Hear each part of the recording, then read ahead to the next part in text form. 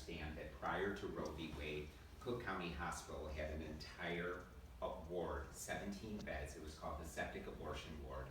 And that ward was filled nonstop with women who were brought into the emergency room with coat hangers and knitting needles and other things, literally hanging out of them. And that ward was the most coveted rotation at the 6 medical schools in the Chicago area, because the thinking was if you could survive that 6-week rotation on the septic abortion ward, you could survive anything as a doctor. On January 22nd, 1973, that ward closed. It was no longer necessary because women finally had access to a safe medical procedure.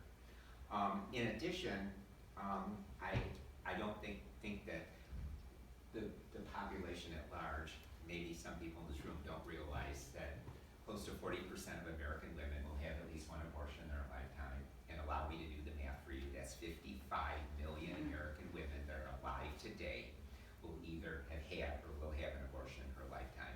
It is the #1 access medical procedure in the entire world.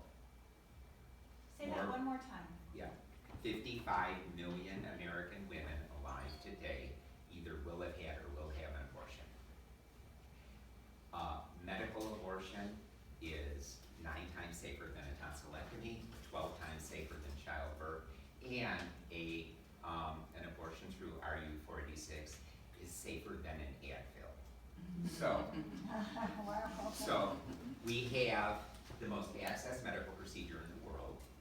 We have insurance companies and legislators denying it to women. We now have, which Margaret and I were talking about before, in terms of answering the question why I do this work, of course, it's a woman's right to choose. It has to do with bodily integrity. You can't have a democracy without people having agencies over their own bodies and their own lives.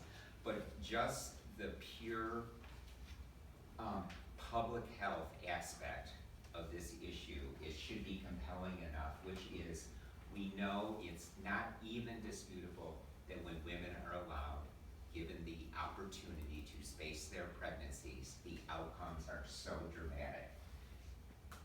Lower maternal health complications, fewer maternal deaths, healthier babies. Women have higher education opportunities, they have higher economic opportunities, their life expectancy. There is not a single public health measurement that doesn't improve dramatically for women and their families when they are allowed to space their pregnancies, to bear children if, when, and under what circumstances they make that decision. And forcing women who are not economically, emotionally, physically, or any other way able, forcing them, literally forcing them.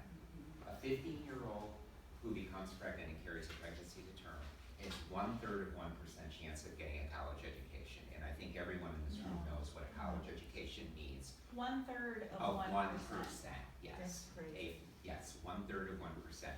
0.33. Yeah, thank you for that.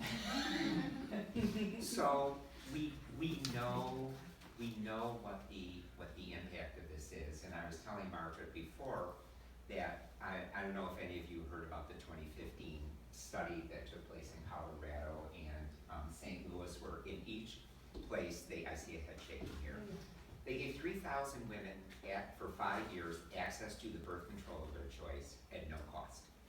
All they had to do was show up, choose the birth control that they wanted. In both the St. Louis study and the Colorado study, it was in Denver, and they were offered, there were teenagers, there were women who hadn't finished high school, so there was a whole group of women that were in this mix here. And what happened? 2 compelling things came out of this study, in addition to the incredible results on these women's lives, was 42% reduction in the abortion rate, 42%, and 40% fewer teenage pregnancies. Dramatic